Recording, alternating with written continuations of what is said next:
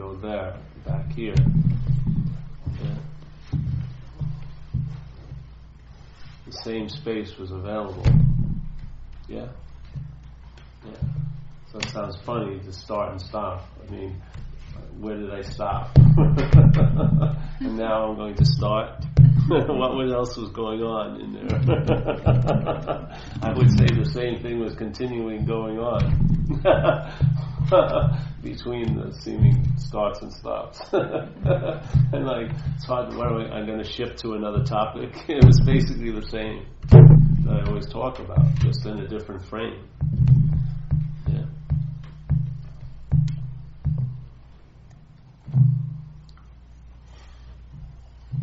It's like this Ramana Maharshi statement I really like, which is to know God is to be God. Yeah. Now, in the mental interpretation, to know God is to be a knower of God. Yeah. Then the knowing of God is determined by you, the knower, and God, in a sense. And I don't believe in a God, whatever, but using that thing. You see, as soon as you are the knower of God, you're the bigger God.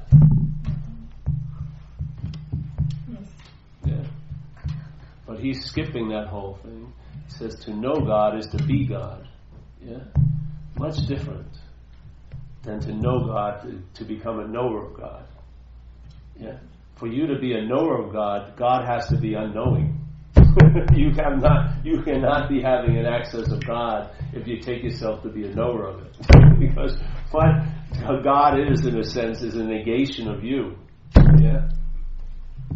Your seeming relevance or seeming independence or separateness is immediately, instantaneously disputed by presence of God.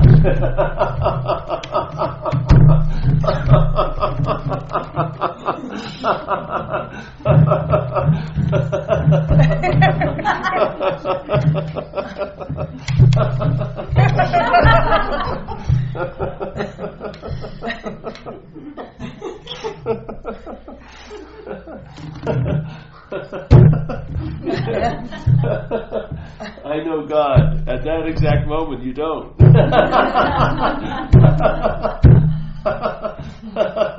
You know you as a God. You know the you as the God.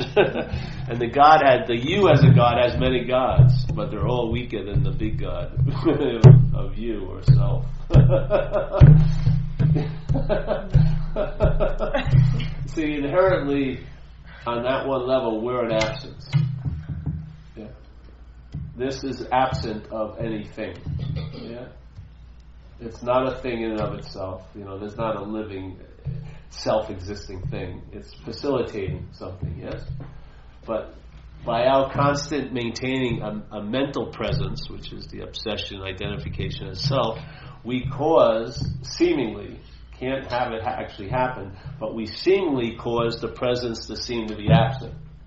And in this absence, we can call it a lot of things. God, this, that, this. Usually masters that are dead, so there's no threat. So you are the master of the dead masters. But when the presence of God becomes obvious in the space, what's extremely obvious is your absence. You're inherently absent. The best you can become is a seeming presence. Yeah? And that can only seem to be present in time. It can't become present timelessly. It can only appear through a process. If the process isn't developed and maintained, the presence of that absence won't be presented yet, won't be projected.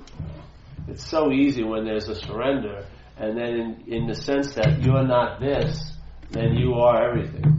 Yeah? When you're this, maybe you want to become everything, but you want to become everything as this. That's not being everything. That's hell in a sense. That's like a fucking slavery. They're trying to become something. Yeah? This is about seeing what you're not and then being all that you are.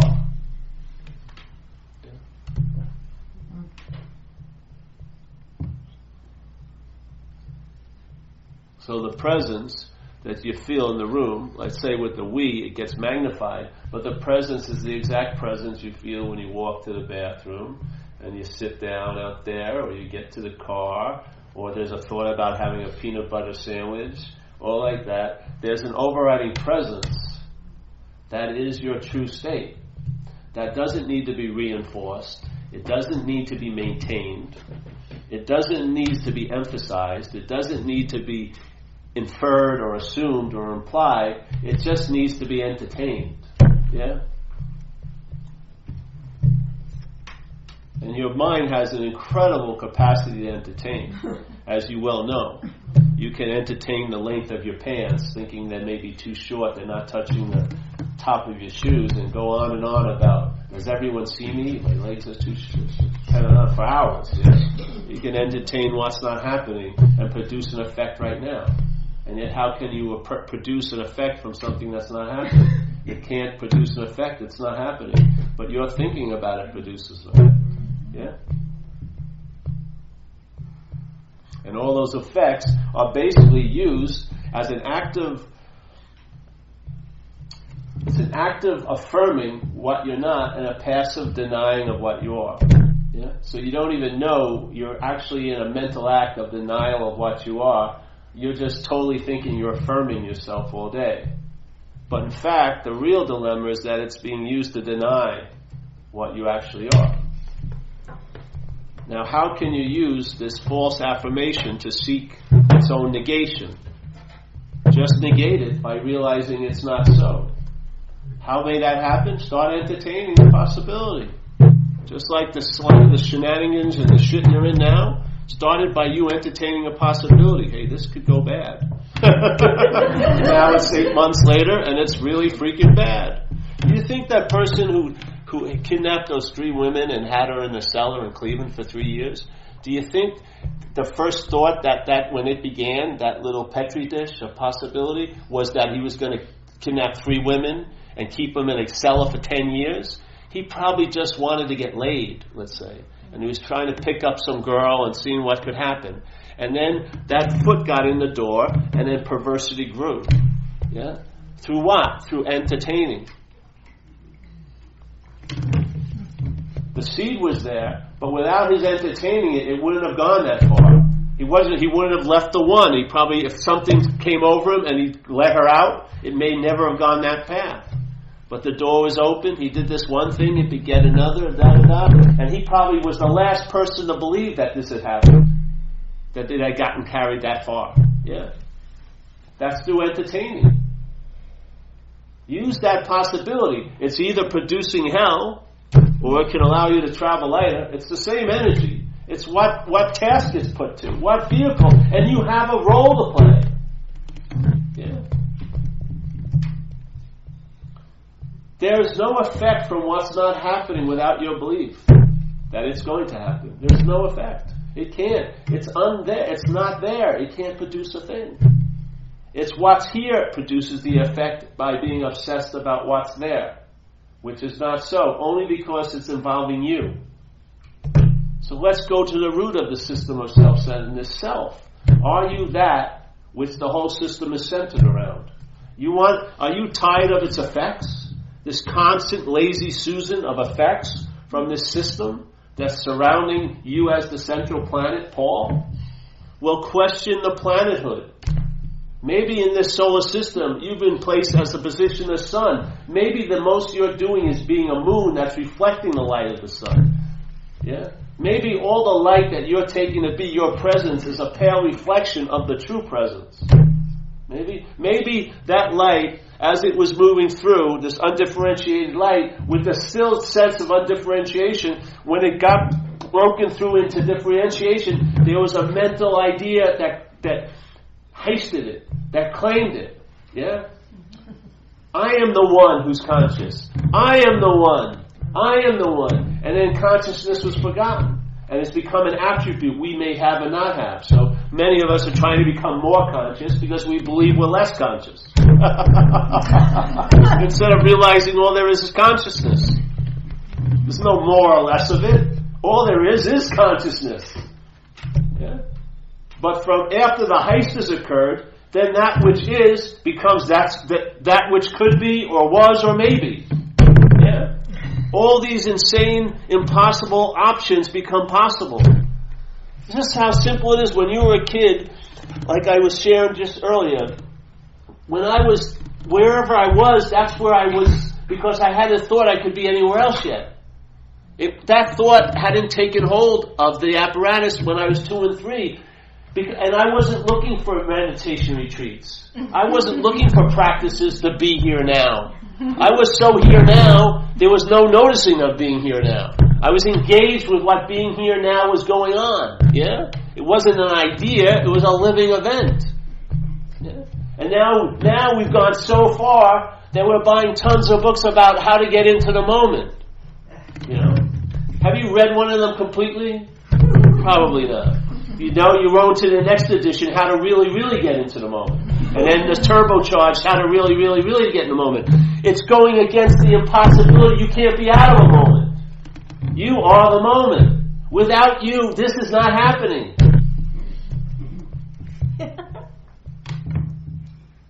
So we're trying to get into what we can't be out of, which is total insanity. It's just totally insane. How did it get so topsy-turvy that we're spending so much time trying to get in when we can't be out? You know what it's like to be realizing you can't be out of it? That's the experience of being out of it. The experience of being out of self is realizing you couldn't be in it. Being in the moment, the experience of being in the moment is realizing you can't be out of it. That's the experience. The experience of constantly being in the moment is based on the idea that's made sense that you can't be out of the moment. Yeah? That it isn't a possibility that it could go either way. Yeah, that's what mind selfing wants to do. It wants to say either or, yes or no. It's a dualistic construct. The absolute principle of what is doesn't play that game. Rest there. It'll bring a leavening agent to your life. Yeah. Like someone, I was doing a talk and the guy was asking me, are you afraid of sharks? And I said, not now, because I'm on land. It's so freaking simple. It's blue is blue, red is red, there's no confusion. Not now. But then he goes, well, if you were in water, would you be afraid? I may be, I don't know. Let me see until I get in the water. And I may be afraid. But now, no. You know what I mean? I have knowledge that sharks don't go on land. So I'm very clear that it ain't going to happen. Yeah. Why isn't it like that? Like clearly, very clearly, you see blue is blue and red is red. Spending your time, and then the idea of being in self is a lie. Yeah? And how it's like a predator selfing. But this predator has you differently than predators in the jungle. A predator in the jungle, you usually see it ripping the throat of the prey, right? It's very easy. That was the predator, that's the prey. In this case, the predator has you by moving away. The selfing has you by trying to get out of self. The biggest unseen form of being in self here is trying to get out of self. It's the biggest one. The biggest heist is the heist that you don't see. And that is, you're trying to get out of self all freaking day, and basically that day you're in self, seemingly. Yeah? Why would you have such a need to get out of it unless you believed you were in it? And it was very uncomfortable and irritable and restless, yeah? It makes sense to want to get out of it. But the best way out of it is realizing you were never in it. There's never been a you that was shopping addictively. There's just been shopping addictively. The feeling of being a you is produced by the selfing claiming the shopping addictively and saying, you're the one that's doing it. And then it can riff on guilt and shame, and then it gets all conflicting, and it has an ability to bond you. Because you shouldn't be the one who's shoplifting. Yeah. You shouldn't be that way. And therefore, that way is unacceptable, and you're bound to it. And now you're in the slavery of trying to get out of what you were never in. And it goes on and on and on and on and on. All you need is one example. You can expand on it. This is not randomly, chaotically going on. The occupation and the influence of selfing is patterned. You can recognize it. Yeah? It's like tying a string to a mouse. You will follow it back to its hole. Yeah? You see its expressions and will lead you back to the tree. And then when you realize the tree you've been sitting under is only producing bad fruit, get up and sit under another tree. And how do you get up and sit under another tree? You start entertaining the possibility that I'm not rooted under this one tree. I am not the tree. This is a foreign installment. I'm sick and tired of its effects. And I'm sick and tired of claiming them to be mine. And I'm totally exhausted. And maybe the whole system will collapse and a new day will begin. Who knows? For me, I think surrender is pretty cool. Yeah. Now you give a possibility. Let's say you hear a message. Hey, maybe you're not that. Just maybe. Yeah. Forget about enlightenment and all like that. All you want is to feel an ease and comfort now. You don't want fucking enlightenment. You wouldn't know what to do. Yeah? It's like that old joke Ramesh Bauskar used to say. You're in a spiritual group like this and you say, all right, who wants $1 million or enlightenment? And when they say everyone raise his hand for enlightenment. And she says, I take the $1 million, at least I'll be there to enjoy it. Yeah? The sense of me will be there to enjoy the $1 million. Enlightenment, there ain't going to be that sense of me. There'll be the sense, but it won't be me. That's the whole point. The sense will still be produced. Yeah? At least the advertising for it. It won't really produce the sense anymore, but the advertising, the pointing will still continue. Your mental process will still be pointing that there's someone there. It'll be assuming it, inferring it, implying it. But the whole thing is, it's the mind that makes the leap. The pointing cannot make it so. It can only hope for the mind to take it to be so. And then the mind does the rest. Yeah?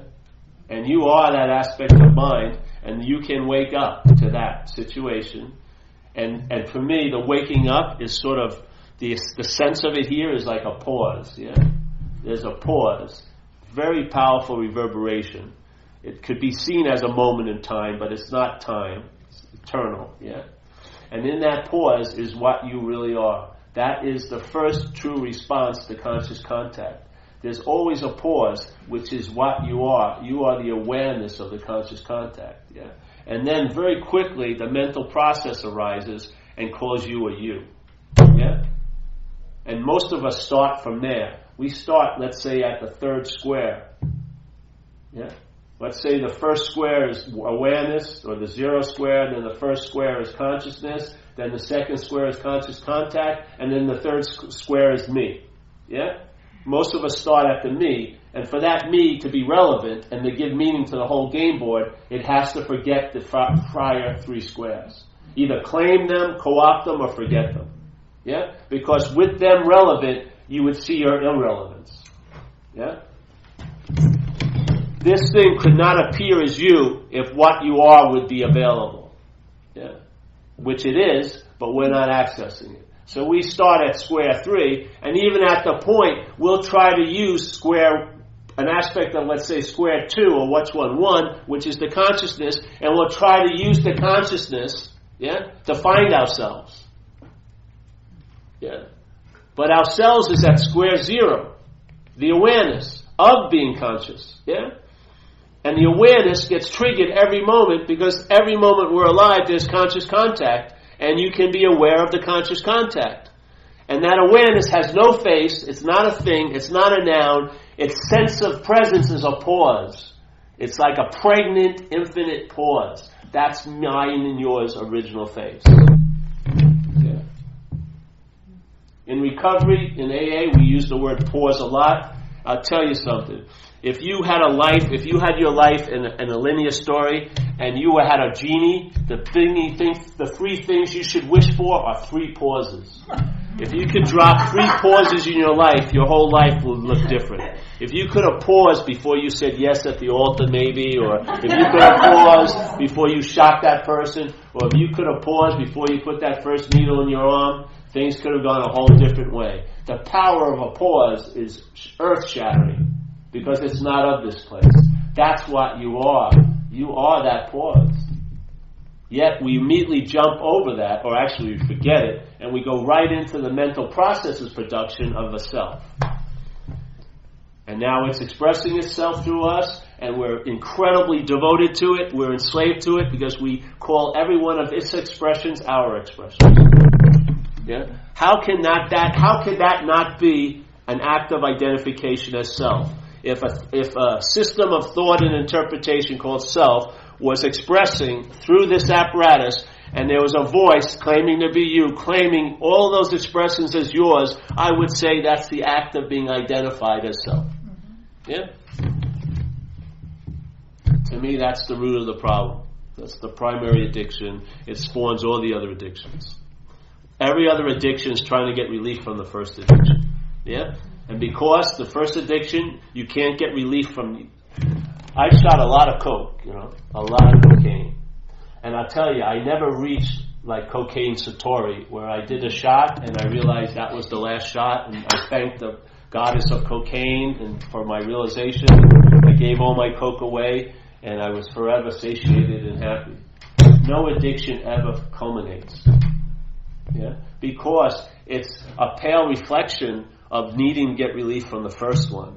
If you get a relief from the first one, I bet you'll get relief from a lot of other addictions. I'll tell you that. Because in my experience, I haven't had a thought about drinking or using for 20-something years. It doesn't exist for me, like it says in the book. The problem doesn't exist for me. That's a damn good solution. That the problem has no existence, and the only way it can seem to be that way, because it's based on truth, the problem actually does have no existence. The highest level it can reach is seemingly. Yeah? Just like it says in the program. A lot of people miss this statement. They'll say, we are 100 men and women who have recovered from a hopeless state of mind and body. It doesn't say that. It says a seemingly hopeless state of mind and body. Seemingly, if you look at the definition, means it appears to be true or false to you. You have a huge role. You have a huge role in hell, and you have a huge role in heaven. It's going to be appearing true or false to you. Yeah?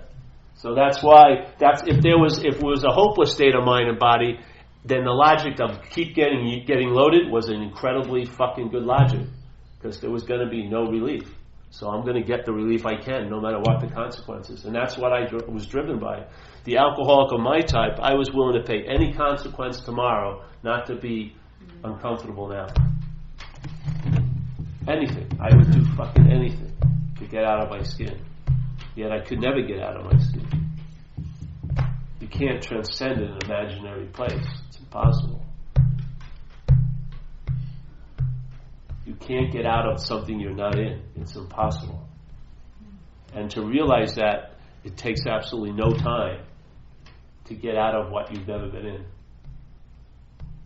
It's not a process. It's not a product of a process. It's just an aspect of mind ready to go, basically.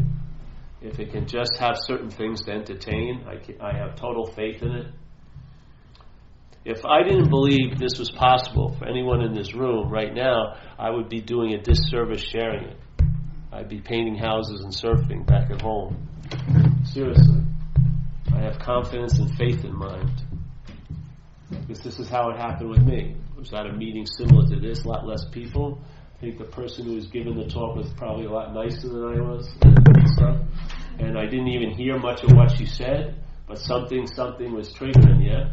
And it got to a point I heard another person and it was like an unspoken yes. And that's been the reverberation ever since. And I can honestly say this became the last answer. And my mind's just been entertaining it now for years. And there's no end in sight. So my mind's not getting up to a lot of other shenanigans because it's entertaining this.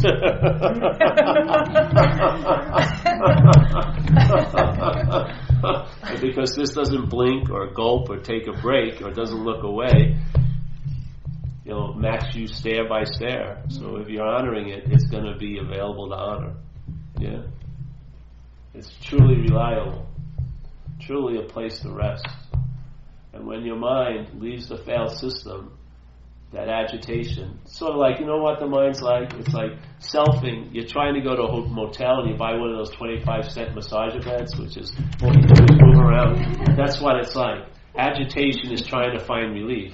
But even if it finds relief, it's going to agitate on it. Yeah? Look at it. When you try and find any peace, what do you do? Your mind fucking goes off on it. Will it be here tomorrow? What did I do to get this? Why did I keep more? More. Peace, please, peace, right here, more. You know what I mean? Instead of just welcoming it and letting it go, because there'll be joy. Other things will come. Clarity, whatever. You'll have a lot of mental winds blowing through. You know?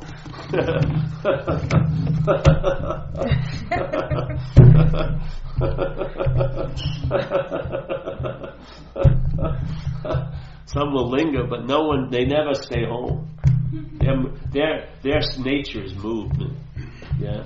And in all that movement, they're incessantly movement, and that's the greatest stillness. That's what mind is like. Mind is totally in motion. There's no noun to be found. It's just verbing. Being is just being incessantly. Yet in that incessant being, there's an incredibly deep place to rest. It's trippy. Yeah? It's like the culmination of both extremes. Incessant movement equals incredible stillness. It's like the yin to the extreme turns into the yang to the extreme turns into the yin. That's what it's like.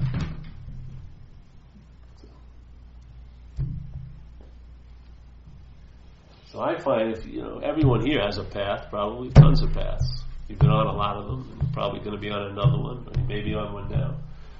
This isn't a path, in my view, it's not a path to illumination, but it illuminates whatever path you're on. Yeah. In other words, you become the light that is brought to the path. You're not looking blindly on the path to find some light. You're the light that is brought to the path. Yeah. You may play a game with yourself and say you found it, but it was yours all along. Yeah. Here it is. So it's an illuminating factor. Therefore, whatever I'm doing, that a possibility for it to illuminate is available. Yeah.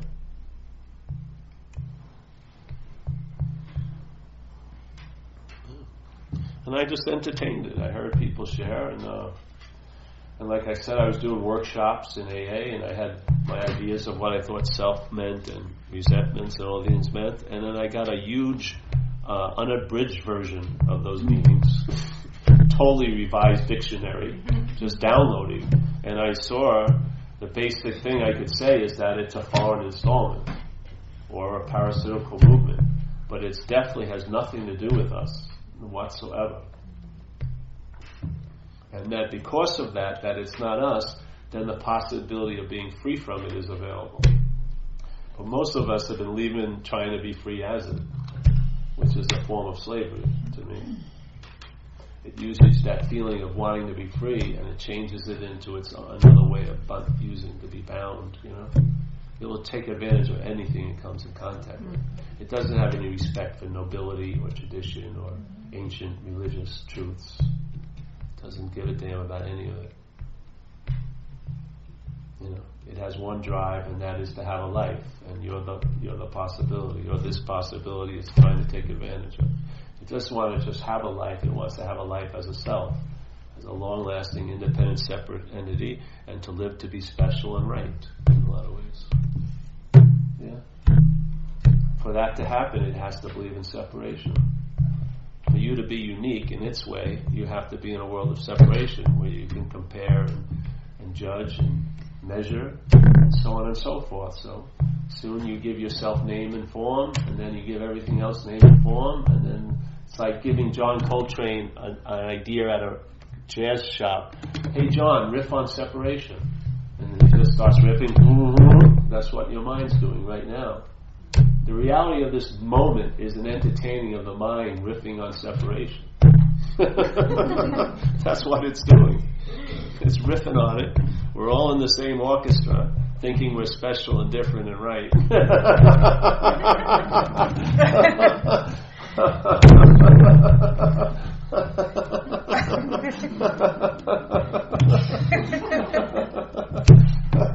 How's it going?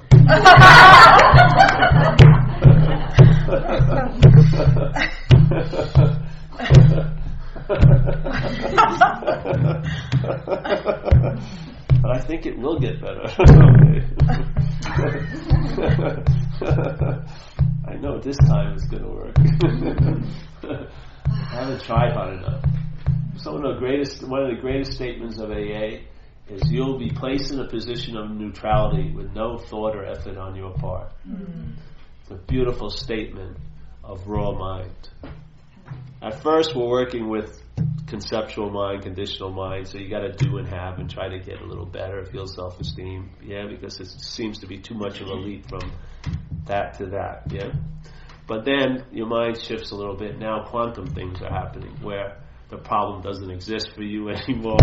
It just happened, no thought, effort on your part. You've ceased fighting everyone and anything. This isn't about you got a girlfriend. This isn't about you got a parking lot in front of the meeting. This is like quantum shift in effects, The mind is just shifting, that's all.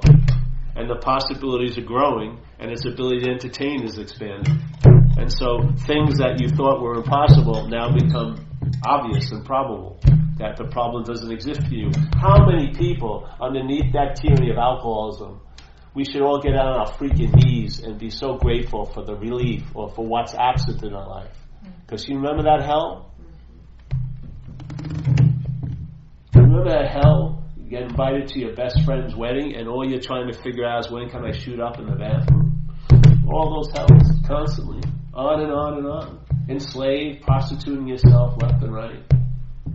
All of that, the problem doesn't exist for you anymore. Isn't that fucking glorious?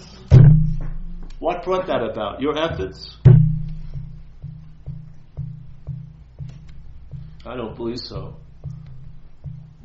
I haven't, in a sense, done a step in a long time, the written stuff, yet the joy is still available every day. So obviously, in a sense, it wasn't the steps. The steps just diminished the mental condition that was like a 5-cent paper shade that was blocking me from the sunlight of the Spirit.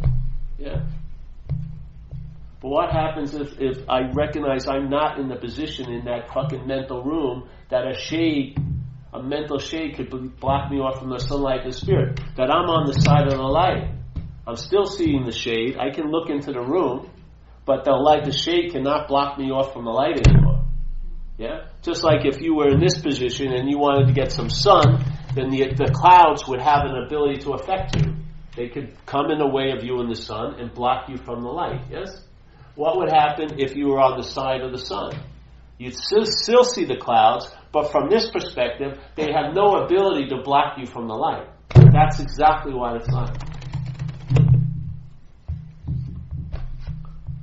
Your mind recalibrates, and it leaves a locatable position in time and space with a historical story, you, where so many things can block you from what you need, and the thing we supposedly truly need the most is light, and therefore a 5-cent paper shade can block you off from the infinite power of the light. Can you imagine that? And if you look at it, you'll see your little mental selfing hand is what's holding the shade down. That's blocking you off. And suddenly you entertain, hey, I'm not that. I'm not a one that's doing that or is responsible for that or because he did bad things is causing that to be that way. I don't know where I am, but I'm not here, and therefore you may find yourself out there on the side of the light. Seeing the shade, seeing this, seeing the clouds, but they have no effect now to stop you from the light. Because you are the light. Now that's reliable. You watch your head go, you don't go with your head. You say, I was crazy yesterday, I was good today. No, you weren't. Your mind ran this way, you followed it because you thought it was you, and then its flag was placed there, your mind coagulated around it, had a story, I was there, I was totally fucking crazy yesterday. Then I took a nap and I took a bath, now I've been feeling so serene.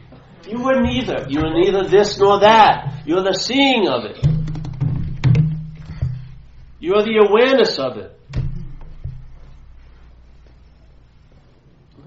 Someone says selfing, they get a little bit of what's selfing, and so then they call me up and they go, I've been selfing all day. That's not it. The selfing, you saw the selfing, but it worked its work. Munda, you made the leap. Your mind made the leap, and now you're the one that's been doing it, or it's being done too. That's the selfing, being the product or the doer. either being done to or doing. That's the feeling of being a self. You can have an ego. The ego isn't what it is. It's the feeling of the one who has the ego. That's the sense of self. The feeling that you have an ego. And then you do all this work and now you feel you don't have an ego. But there's still the one that has or doesn't have the ego. That's the bondage of self. Yeah? That's the bondage of the one who thinks he's not free or the one who thinks he's free. There's still the sense of being a one who thinks he's free or not free. That's the bondage of self. It can use freedom to bond to the idea of being self. As soon as it's claimed, it's being used to bond the mind to an idea of being the one who has the freedom or the one who doesn't have the freedom. Yeah? It's not the freedom. Forget about freedom. See if you are that, are you the owner and the haver? And maybe when you're free of that, that will be the real freedom you've been looking for. It's freedom from. Not freedom for or as or by, but freedom from. Yeah? We went over it yesterday, the day before. It isn't bondage to a self, like a chair. If I was handcuffed to this chair, yeah? Handcuffed to this chair. It doesn't say that in the book of AA. It says, please relieve us of the bondage of self. So there's a different quality to it. It's an activity that our mind's participating in. The activity assumes, reinforces, implies, infers, refers back to a you. And the mind conveniently leaps back there, takes the position of being a long-lasting, independent, separate entity, and then a lot of shit happens. A lot of things occur. Yeah? Like that water running. Running water will have leaves on it and twigs, and it's being taken down the thing. You plop a rock in it, it creates a current. So now some of the water goes around the rock, and some of the twigs and the leaves that the water was carrying start going around the rock. They get caught by the rock like a sticky angle. Now the leaf and the twig stops moving, and then more twigs and leaves hit that, and they get coagulated. After a while, you've got some stagnant water around this fucking rock. Now, being from the view of the rock, we're bitching about why life is fucking with us. But if you just took the rock out, the water would just go down its merry way with all the twigs and leaves. Yeah? You would see life is happening. Instead of seeing from a point of view called self-centeredness, life's happening to me. When you see life's happening to me, that's a form of looking called self-centeredness. When you see, life is happening.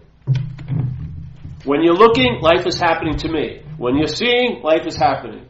Yeah? It's the same event. One has a cover over it, and it turns the seeing into a form of looking.